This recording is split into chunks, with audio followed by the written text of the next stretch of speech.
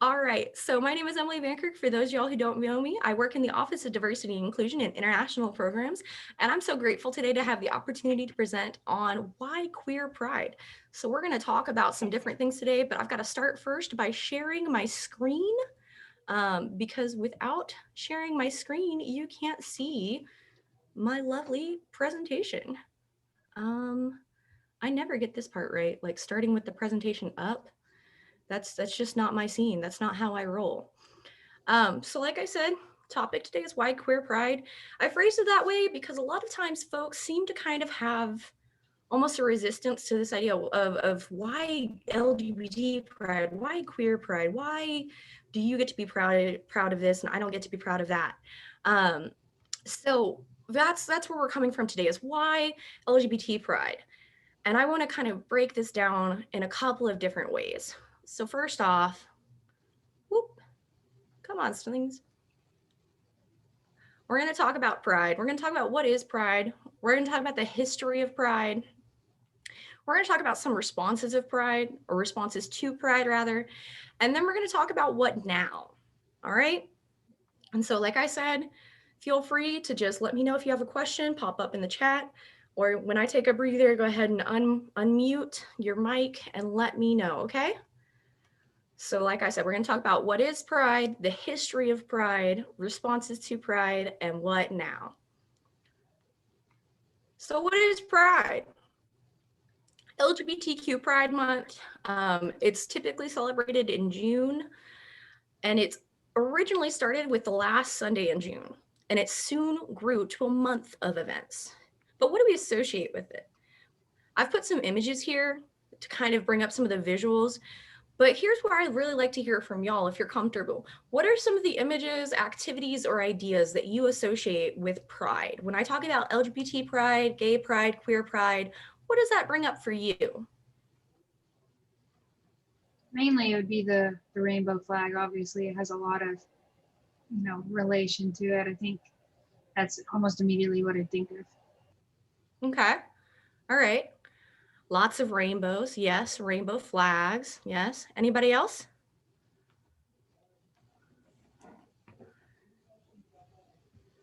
There's a chat comment. Freedom to be oneself. Thank you. And thank you for letting me know about the chat. Anything else? I would say the same thing, the flag and the parade. The flag and the parade. So really we associate this big, vibrant rainbow flag, and we associate the parade. We associate these dramatic elements with pride. And that's what I've chosen for these images. You notice, like the giant flag that takes what is that, like 8 or 9 people at the back end to hold, and there's even more people up closer to the front. I have pictures of people lining the sides of the streets. And I have pictures of people waving the rainbow flags, waving their rainbow fans. But when we talk about the rainbow flag, do you know who created the rainbow flag? Anybody? It's okay if you don't. I just double checked it because I know who it is, but I wanted to make sure I gave you the right year. I see more chats. Let me double check that. Okay. Freedom to be yourself, fabulous outfit, civil rights, like to be open and happy. Yes, yes, yes. So the funny thing about pride being associated with the rainbow flag is that the rainbow flag, or the pride flag as we know it, wasn't even created until 1978, years after pride itself started being celebrated, right? It was created by Gilbert Baker, excuse me. So one of the things that we most iconically associated with pride came about much after we first started celebrating it. So what does pride actually draw from? Where does it actually come from? Let me see if I can advance this slide. Stonewall. Yes. Somebody did the reading. Stonewall uprisings. So some of y'all may be more familiar with hearing these called the Stonewall riots. And I'm going to be honest with you. I typically have referred to them as the Stonewall riots myself. That's what I've typically heard them referred to as. And when I was doing some of the background research for this, making sure I got my dates right and all that, I found that when referring to it themselves, the folks who participated in the Stonewall uprisings much preferred the language of uprisings or resistance to riots, because riot was a word used to criminalize what was happening, to justify the police response. So when we talk about the Stonewall uprisings, it's important to know a little bit about Stonewall, or the Stonewall Inn itself. So the Stonewall Inn was a bar in NYC that was frequented by LGBT people and often raided. It was mafia run, like a lot of places at the time. And the mafia folks got tipped off when the raids were happening. You'll see a little reference here, get the mafia and the cops out of gay bars. A lot of times the gay bars were run by mafia because they were the only people who didn't really care whether or not their patrons were LGBTQ. Because at the time, the patrons were often criminalized because same-sex relations were illegal in New York State until 1980. So when the bar was raided, patrons were criminalized and sometimes beaten. It had actually already been raided once previously that week. And on June 28th, 1969, the patrons said enough was enough. And the uprisings began and continued for 6 days and sparked a revolution. So the seed of pride as a concept wasn't, I'm so happy and in love with my same-sex partner, wasn't I love being able to be myself, wasn't any of these things. It was, I just want a place where I can safely get a drink without getting my literal ass beaten, excuse my language. And the bar I go to, which is the only bar in town I can safely go to with my partner, isn't even safe. It's been raided twice in the same week, and there's nothing I can do about it. And enough is enough is enough. So you'll see here, it was a known factor. This place is a raided premises. You'll see some pictures here from during the timeline of the uprisings, and organizations started forming or had been started to form around that time. This wasn't even the first resistance or quote unquote riot that took place in the late or mid 60s in response to this kind of police brutality against LGBTQ people. An earlier riot that's quite famous, but not quite as famous as the Stonewall uprisings, is the Compton cafeteria riots, which took place in the Tenderloin district in San Francisco in 1966, wherein transgender patrons were driven out of a cafeteria, Compton's cafeteria, because they were perceived as taking up too much space and driving away other business. And so the owners of the business enlisted police assistance in driving out the transgender patrons. So there was a history and a pattern of police brutality being used to penalize LGBT people for gathering in the same place with each other, having a social scene, hanging out with their friends, and people got tired of it. And as often happens, little things started here and there. People heard about the Compton cafeteria riots. People heard about this. People heard about that. People started founding organizations. Things like the Gay Liberation Front started coalescing. And when Stonewall hit, it was really the spark to tinder. And things kind of erupted from there. But where did pride come from this? That's kind of where some other organizers come in. The first Pride March was actually held on June 28th, 1970, on the 1-year anniversary of the Stonewall Uprising. It was organized by a number of people and was originally just like a very solemn kind of affair, just a march in recognition of the event, intended to commemorate the struggle and celebrate the victories. Just a one-day thing. But the subsequent marches and celebrations were organized and expanded largely in part to Brenda Howard, a bi woman and activist known as the Mother of Pride. So this is someone you may not hear about a lot. A lot of times folks have heard the names of some people I'm about to list. So you may have heard of Sylvia Rivera or Marsha P. Johnson or some of the other notaries from Stonewall itself, and rightfully so. They were very, very active within the actual uprising. But some of the people that were in the grassroots level of organizing kind of the social structures that started to hold the LGBT community together and develop a network, and some ceremonies and some community, they're a little less well known. And Brenda Howard is one of those individuals. She traveled around to different cities. She went and helped popularize the slogan of gay pride along with other folks, and became heavily involved in advocacy, including with the Gay Liberation Front, the Gay Activist Alliance Speakers Bureau. Wow, that's a mouthful. And served on the steering committee of the Stonewall 25. She was a bi woman married to a man who spent her entire life serving her community, and is one of the foundational reasons that we now have pride celebrations across the United States and beyond. So that's where pride comes from. She's the reason that we have celebrations beyond a march. She's one of, if not the main reason that there are celebrations for, she had the original idea, excuse me, of having weeks of celebrations beyond a march to make it something that we could build community around. Sorry, she's one of my personal heroes, so I can get a little in my feels about it.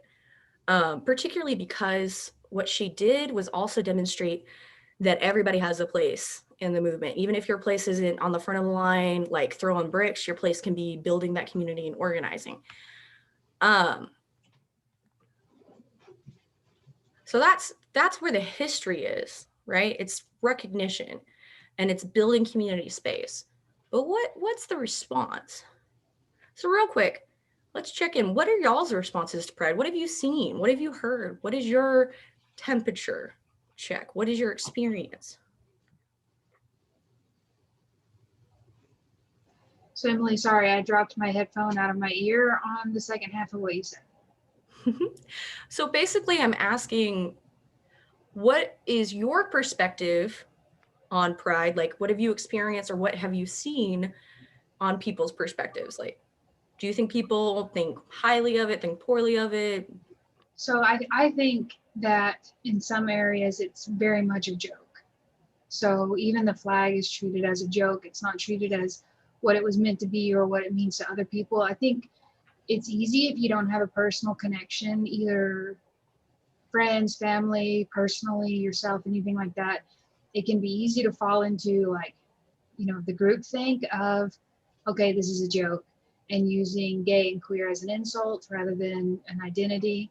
So I think, unfortunately, especially in the area we're in the area I grew up in, it's easily used as a joke or an insult, not as a struggle or a civil rights movement, which is, very sad, but similar with the Confederate flag and what it means in the civil rights. Honestly, I know, it's going to sound like I'm sounding like someone I shouldn't, but on both sides on the Confederate flag thing, so I don't want to get into that. But I definitely think it's used as a joke here on Tarleton, unfortunately. Okay, awesome. I got a chat answer real quick. Okay, we got some agreement with Jericho right there from Jessica. Anybody else? Any responses to pride? Okay, all right. Oh, got one more before I advance this slide. With current events, it's almost like we're shamed. Alexis had someone spit on her car and write a note. Said, so glad you're in the minority. Were you in Granbury when that happened? Oof. Oof. Okay. Oh, yeah, well, I don't trust Kroger. That's my bias right there showing y'all. I don't like Kroger's. I don't trust them. Don't mind me and my bias here. But yeah, so that's the history it comes from. And then we got some different responses, right? Like, it's in this particular area, it's not taken terribly seriously. And honestly, if you wanted to go to a large organized pride, you would have to drive to Fort Worth. And actually that one's quite small. If you wanted to go to a large pride, you would have to drive to Dallas or Austin, which are both about 2 hours.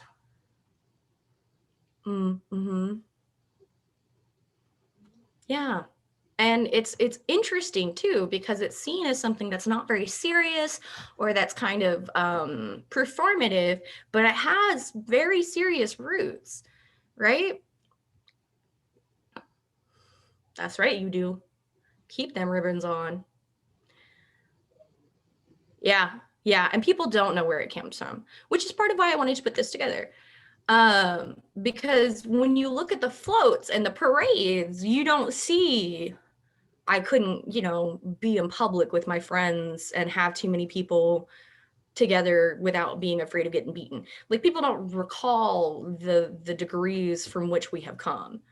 Like, people don't realize that you used to be able to get arrested for not having the right number of appropriately gendered clothing on. Like, that was an actual thing that some of the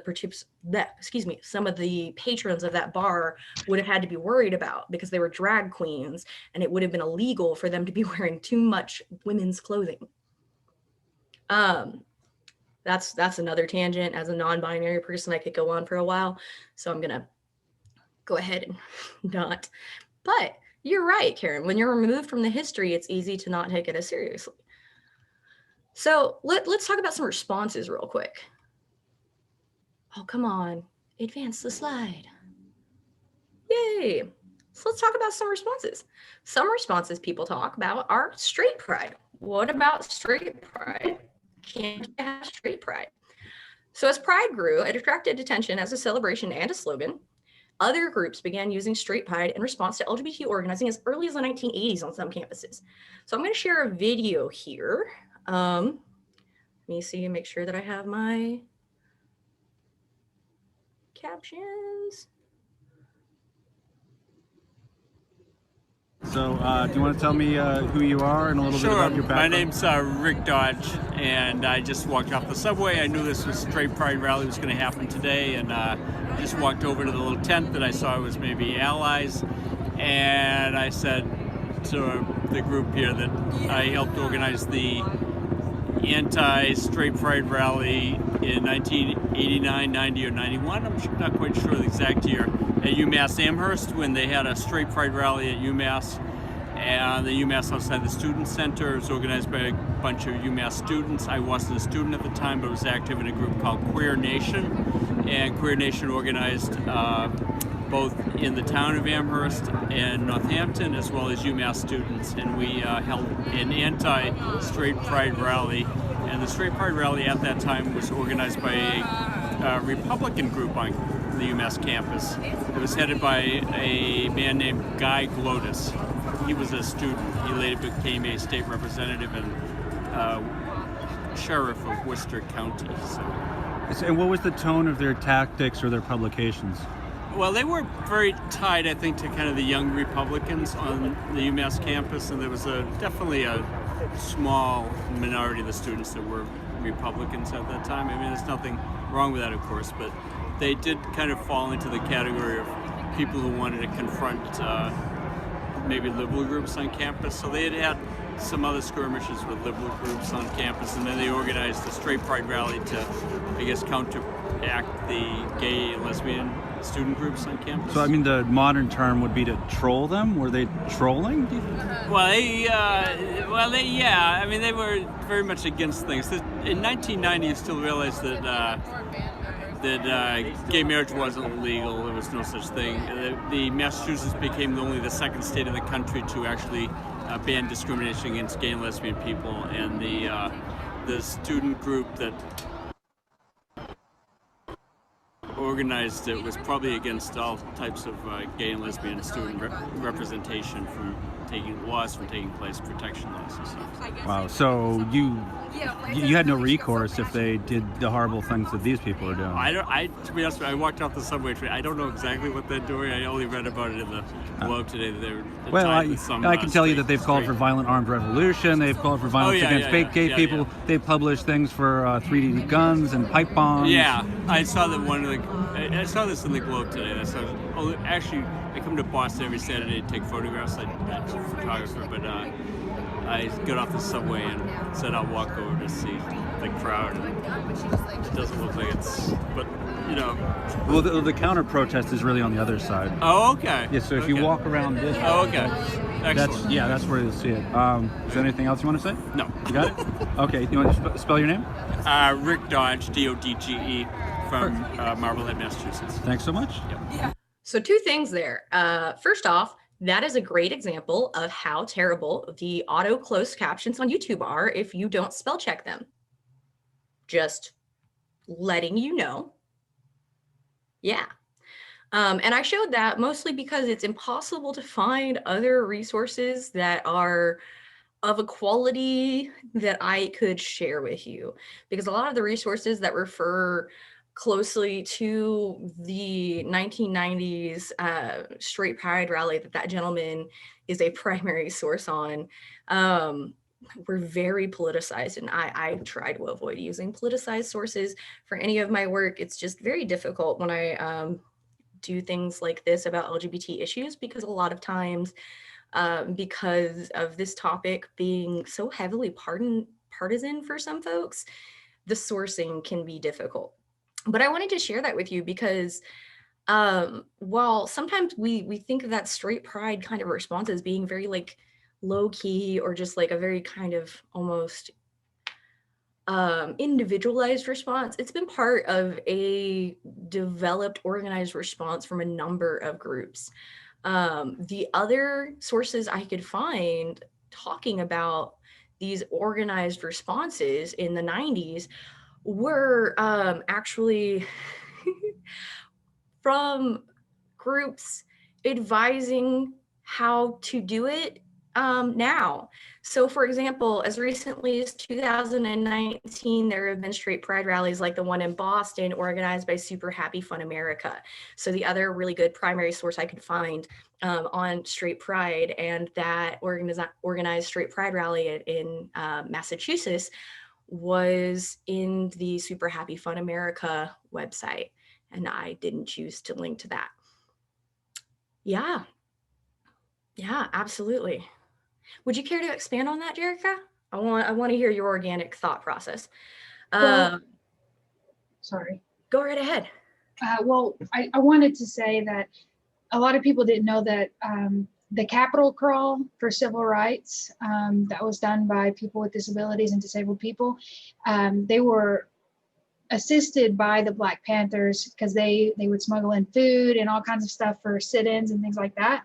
So I feel like a lot of times we see them as two distinct, not intertwined events, but we're neglecting to take into consideration intersectionality.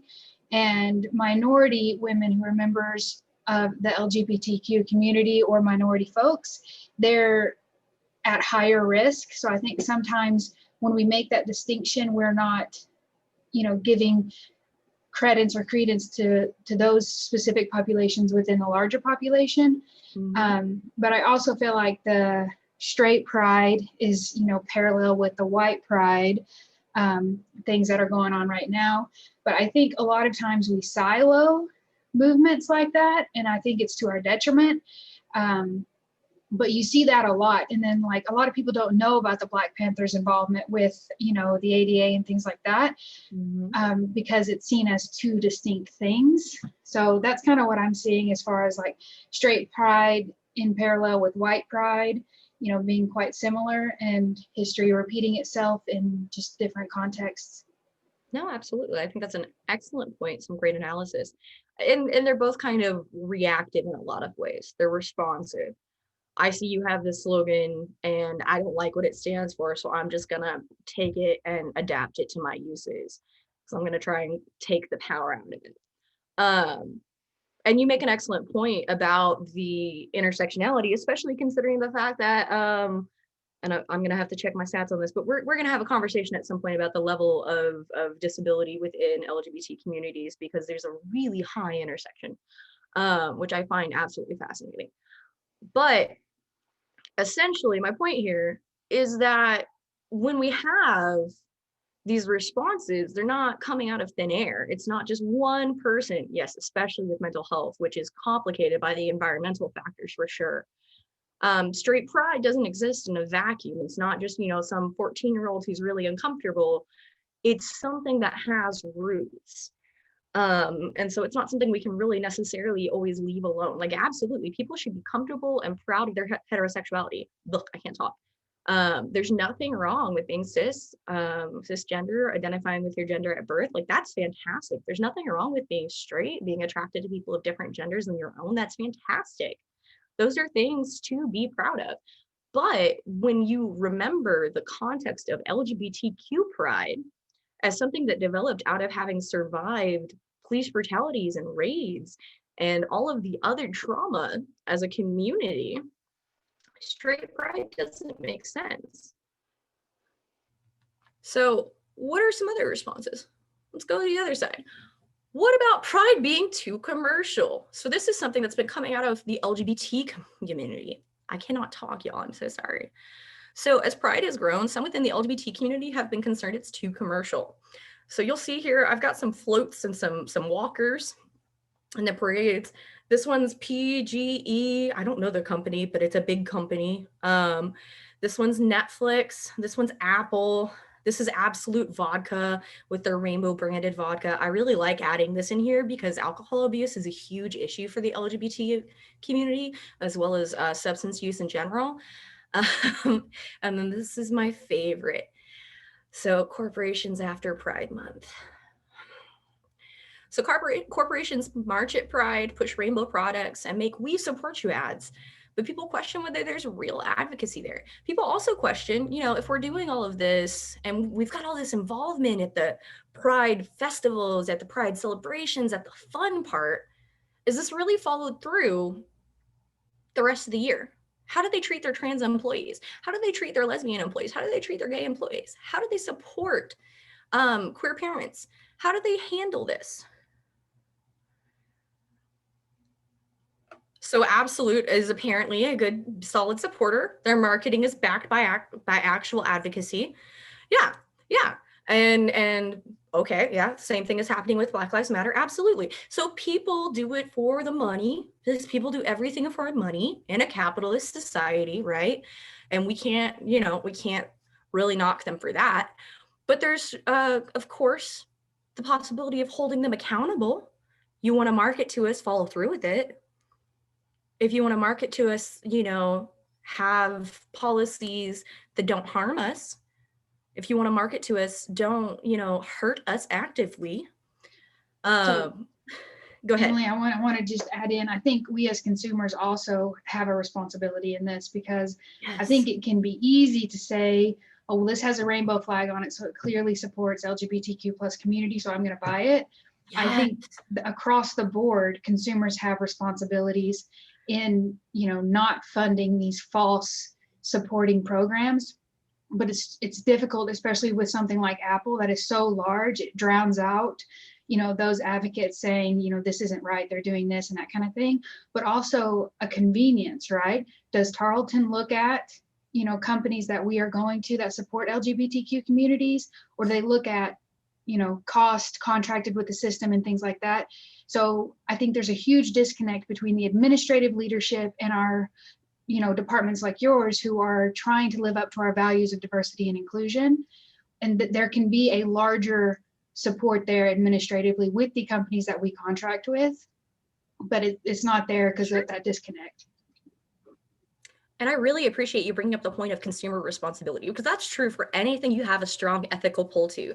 So for example, this is unrelated to Pride, but like I almost exclusively wear vegan makeup. That's something I've been doing for 10 years. That's something that's my job, right? I have to go look for that. But some things are easier to do than others, right? When I want to go look for vegan makeup, there's like branding for that. When I want to go look for ethical behavior towards LGBT people, it's a little bit harder to nose that out. So like, how do we develop the good skills to follow through and do our research on companies? Is there resources? Are there lists of these companies? Absolutely. And I'm going to have to design some kind of resource list to find good LGBT supportive companies. But you make an excellent, excellent point. On the one hand, hold the corporations accountable. On the other hand, do your research. Thank you. Because there's no LGBT friendly sticker, right? We have to do the digging ourselves. And it can be hard to go beyond they don't, openly support, what's the word I'm looking for? It's the thing where they take you to the camps and conversion therapy. Thank you. So we have to kind of be willing to do a little bit more work. But other people have mentioned that while commercialization of pride can be scary because of, you know, concerns about corporations kind of just faking it for the dollars, it does mean that we have more access to items that help us express our identities. I'm so sorry, y'all. I close Teams, but it never closes. Um, and it gives us more ways to express ourselves, and it helps increase this idea of LGBT buying power. Does that make sense? So in a capitalistic society, one of the great ways that a minority group can gain power without gaining, like, you know, political power is via the gain of is gaining the buying power to influence society. Once you become someone to be marketed to, you have a little bit more control. People worry about offending you. You know, Karen, I would have to double check. I don't think we are considered, but I haven't seen one listed. I will have to double check on that. And we do openly work with one business. I won't say which one on this, but if you have questions, I will. We openly work with one business that won't serve me for certain projects because using the words Happy Pride is offensive. So that tells you anything. But so there's answers on either side. Like we have, you know, too commercial, but commercial helps us grow, helps us get more footing in public society. Yeah, yeah, yeah. Home Depot's a great example. Okay, let's see. Every time I click the chat, I have to click back in and get it to advanced slides. Where'd you go? Here we go. What about now? Oh, gosh. So Pride has continued to grow. I was going to say it's worldwide, and a lot of people do call it worldwide, but I think it's really important to honor the fact that it's actually illegal to be LGBT in many, many places still.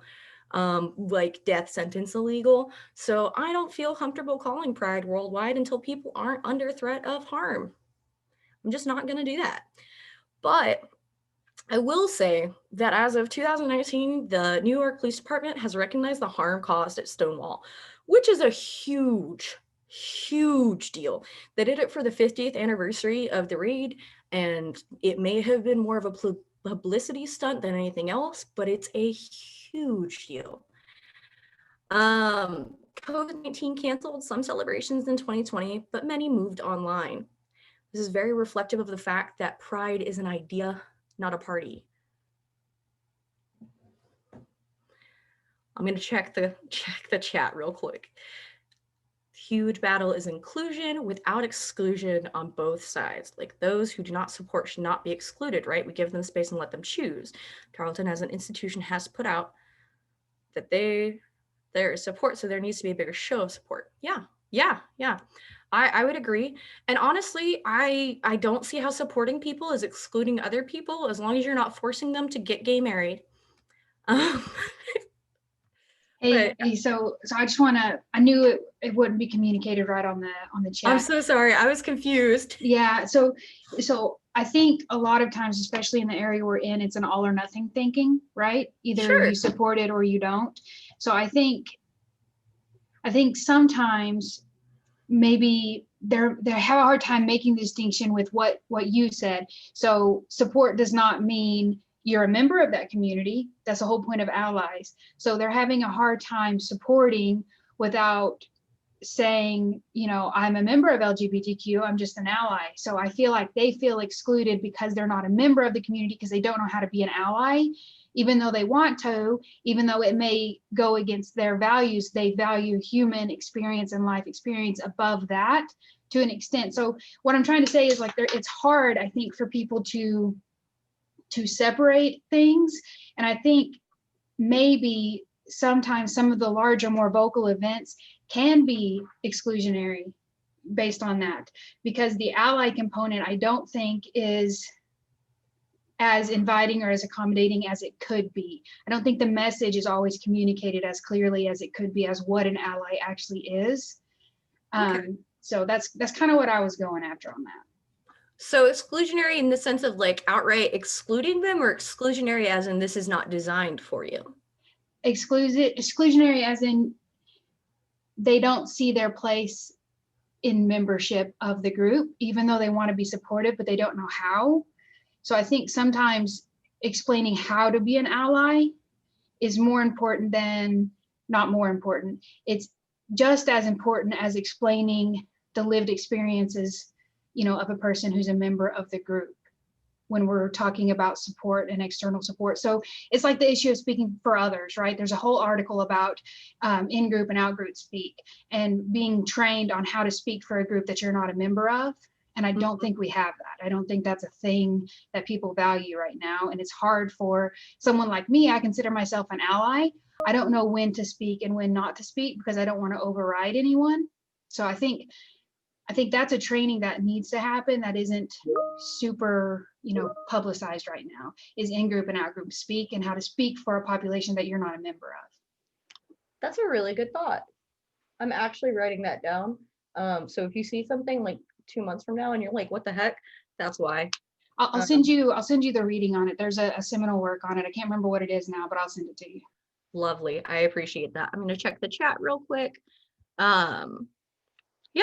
Yeah. And thank you for explaining, because that makes a little bit more sense. And I think sometimes there's like this really iffy line that we try to ride, at least at Tarleton, where we want to create spaces that are designed explicitly for LGBT people. And there's not going to be tons of room for allies there. And that's not a problem in those spaces, but we do need to create more spaces where allies feel welcome, because they need that space to develop and grow and feel comfortable having those conversations. So it's about being able to balance that, because you need to have spaces for any group, especially a marginalized group, to be able to have like an in-group conversation, right? Like you have spaces just for women to have in-group conversations for women. You have spaces for people of color to have in-group conversations for people of color. You have spaces for LGBT people to have in-group conversations for LGBT people. But those ally spaces are really, really important. And it sounds like that might be a need we need to develop more. I think that table idea is a really great idea. A table for allies to talk about being good allies. Oh my gosh, these freaking teams. I'm gonna kick myself if I figure out how to disable this better next time. Excuse me.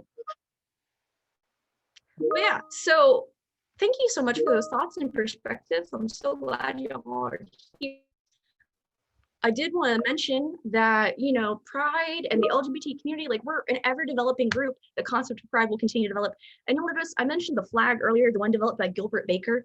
The Pride flag, as you probably envision it with just the solid 6 stripes, is not the original flag. He actually had like 9 colors, and they all had symbolic meanings, and he cut like half of them because you couldn't make most of the colors easily at the time. And it's been adapted multiple times since. You've probably seen lesbian pride flags and bi pride flags and trans pride flags. More recently, we've seen the development of the progress flag.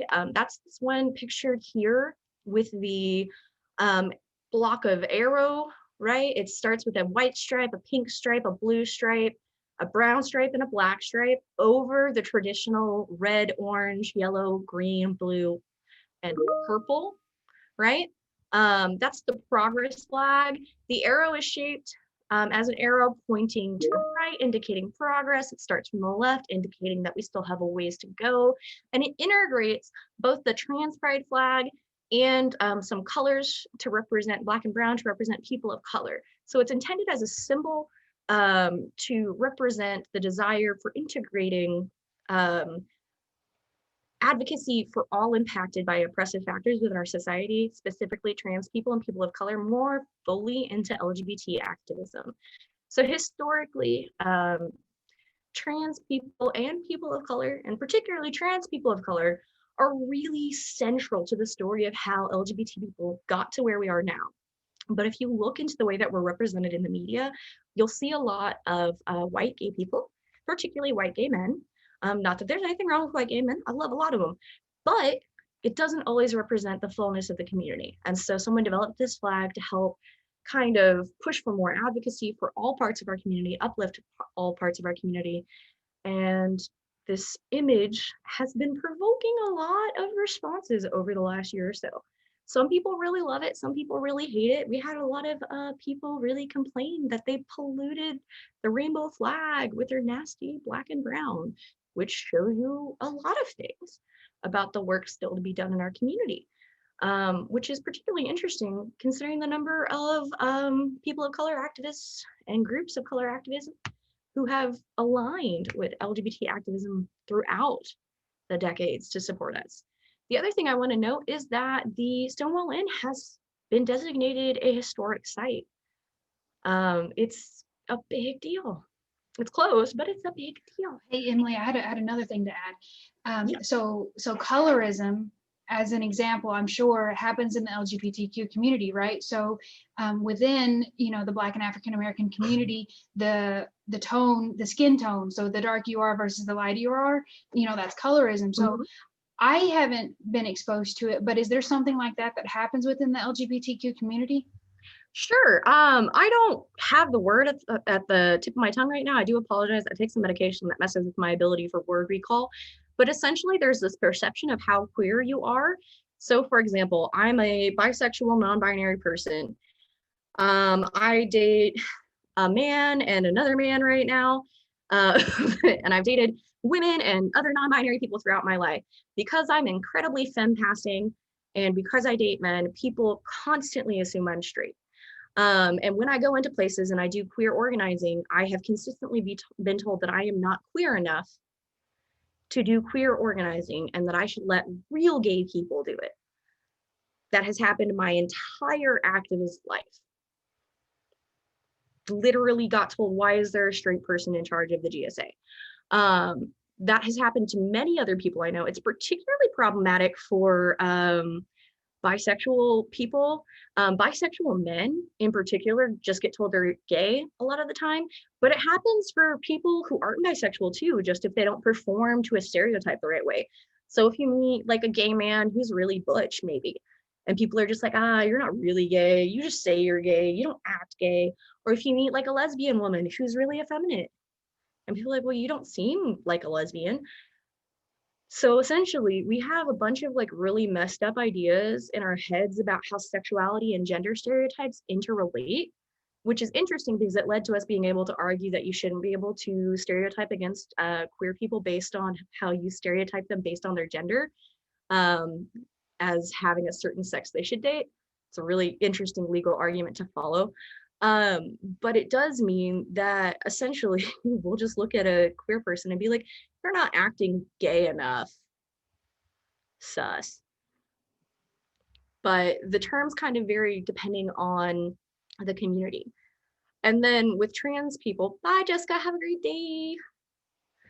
With trans people, there's often an idea that someone isn't trans enough, particularly if they're unable to transition or not able to present the way they might want to present, which happens a lot for people who are disabled, or if they don't have the money because transition is expensive, or for non-binary folks, transition may not be physically possible in a way that makes sense.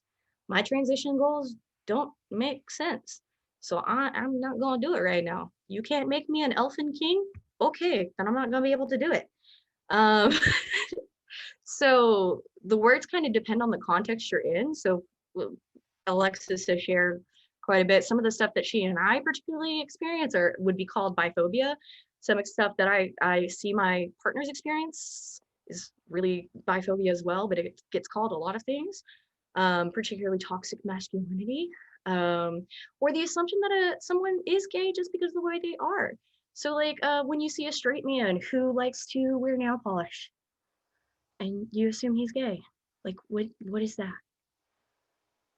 What is that? That's so confusing. But sorry, I can go on a tangent there. So really, when it comes down to it, Pride has continued to grow. We're still going on because Pride isn't about the festival. Pride is about the idea.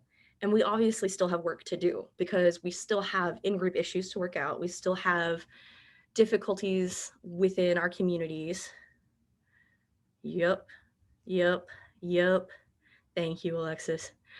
Alexis shared about being a cisgender woman who has chin hair, and the way that it's perceived for her is to be normal, but something she needs to take care of, and how when a trans woman has chin hair, it's a huge big deal, and it's just handled really difficulty.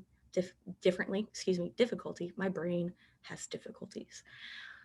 But essentially, pride is something that allows us to reclaim our identities and keep moving forward. It's something that inspires us to keep advocating and to know that no matter how many times we get knocked down, we're going to get back up.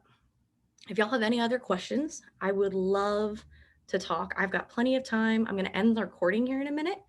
I want to go ahead and share my next slide with you because I do have some resources. I wouldn't be a nerd without them. Some of them are official, some of them are less official. I do want to recommend, like, if you're curious about any of this information, particularly the historical references, I use the Library of Congress like it's going out of style, y'all. Another resource that I found really interesting for this was the AmericanArchive.org.